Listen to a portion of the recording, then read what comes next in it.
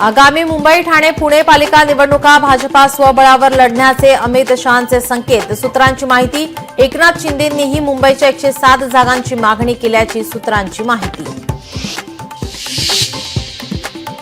मंत्री चंद्रशेखर बावनकुळेंनी अधिकाऱ्यांना खडसावलं। जनता दरबारात 10 पैकी 8 तक्रारी तहसीलदारांविरोधात असल्याने बावनकुळे संतप्त।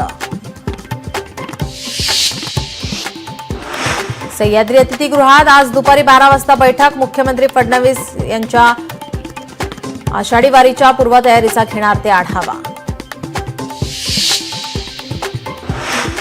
आजही महाराष्ट्रातील अनेक भागांना अतिमुसळधार पावसाचा इशारा। मुंबईसह ठाणे कोकणाला आज येलो अलर्ट। पुढील 5 दिवस राज्यातील काही भागात जोरदार पावसाचा अंदाज।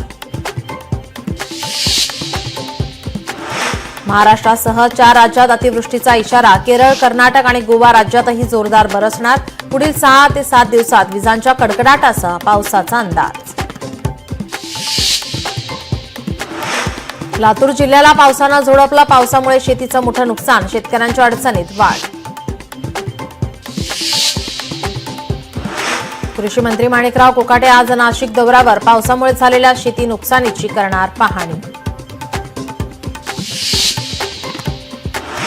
जूनमध्ये सरासरीपेक्षा जास्त पावसाचा अंदाज। मराठवाड्यात सरासरीच्या 112% पावसाची शक्यता। कोकणात 107 तर मध्य महाराष्ट्रात 110% पाऊस होणार। धुळे गुलमोहर शासकीय विश्रामगृह रोकड प्रकरण। माजी आमदार अनिल गोटे यांची आज महत्त्वाची पत्रकार परिषद। पत्रकार परिषदेत अनिल गोटे महत्त्वाचे पुरावे सादर करणार। एक्वालाईनवरील वरळी मेट्रो स्थानक 2 दिवसात सुरू होणार। एमएमआरसीच्या अश्विनी भिडे यांची माहिती। पावसाचे पाणी शिरल्यामुळे मेट्रो स्थानकाचं नुकसान।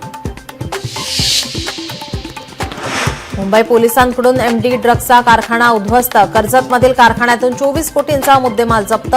मेफेड्रोनची निर्मिती करणाऱ्यांसह 6 जणांना अटक।